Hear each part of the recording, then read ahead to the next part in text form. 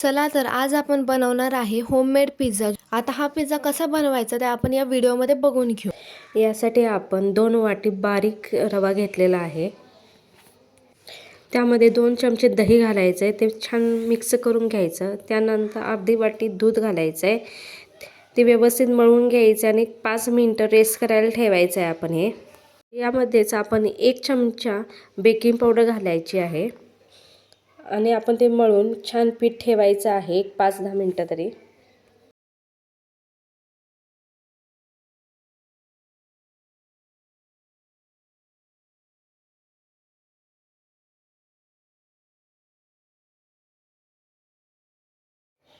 आपलं पीठ मळून झालेलं आहे, 5 मिनिटासाठी रेस्ट करायसाठी ठेवायचं आपला। तुम्ही बघू शकता आता आपलं पीठ छान फुगलेलं आहे। आता आपण त्याच्या पोळ्या लाटायला घेऊया आणि मंद आचेवर आपण गॅसवर ते ठेवायचं आहे।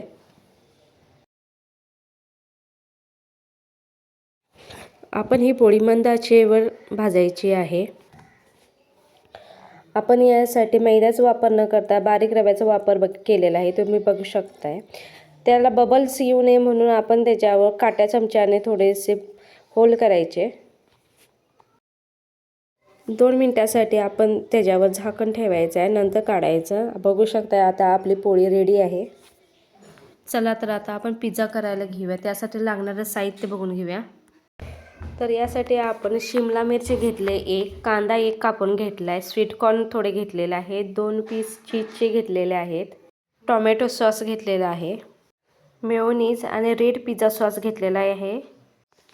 आता आपण टोमॅटो सॉस लावून घ्यायचा आहे। टोमॅटो सॉस लावून झाल्यानंतर आपण रेड चिली पिझ्झा सॉस लावायचा आहे। त्याच्यानंतर आपण मेयोनीज यूज करणार आहोत।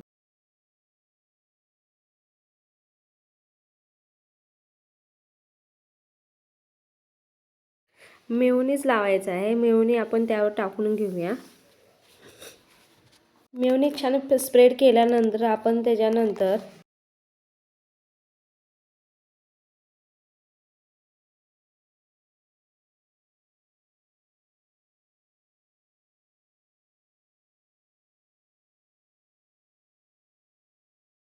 कॉर्न घालून घेऊया। कॉर्न छान आपण स्प्रेड करून घ्यायचे आहे। त्यानंतर आपण शिमला मिरची टाकायची आहे। शिमला मिरची लावून घेऊया आपण आता। त्यानंतर कांदा छान आपण लावून घ्यायचा आहे।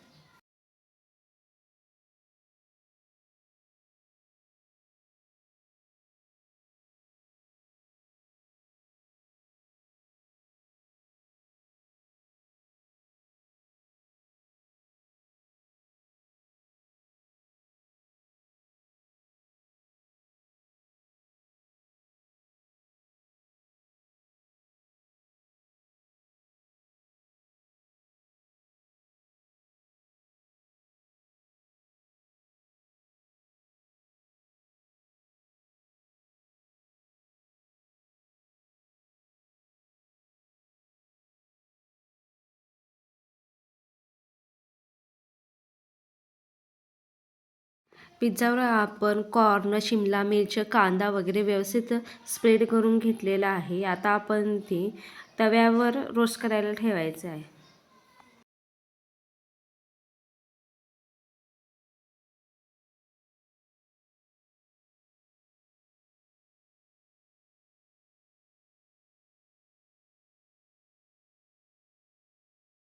यानंतर आपण चीज स्प्रेड करून घ्यायचं आहे। किसणीच्या साहाय्याने मी चीज हे किसत आहे, त्यामुळे किती छान व्यवस्थित पडत आहे। बघू शकता आपण अशा प्रकारेच आपण व्यवस्थित चीज चारी बाजूनी छान पसरून घ्यायचं आहे आणि त्यानंतर आपण तव्यावर ठेवायचं आहे। तवा आपण आधीच गरम करायला ठेवलेला होता। बघू शकता आता आपला पिझ्झा रेडी आहे खाण्यासाठी। तुम्हाला आपला होममेड पिझ्झा कसा वाटला तर कमेंट बॉक्समध्ये सांगा आणि आपल्या व्हिडिओला लाईक करा। थँक्यू। हा पिझ्झा आपण खूप साध्या आणि सोप्या पद्धतीने बनवलेला आहे। आता तुम्ही बघू शकता आपण घरगुती पद्धतीने जरी बनवला तरी किती छान असा पिझ्झा बनतो। तुम्हाला ही रेसिपी कशी वाटली ते कमेंट बॉक्समध्ये सांगा। आम्ही मैद्याचा वापर न करता पिझ्झा बेस बनवण्यासाठी रव्याचा वापर केलेला आहे। तसंच तुम्ही सुद्धा हे ट्राय करून बघा, घरातल्यांना खूप आवडेल। व्हिडिओला लाईक, शेअर आणि कमेंट करा। थँक्यू।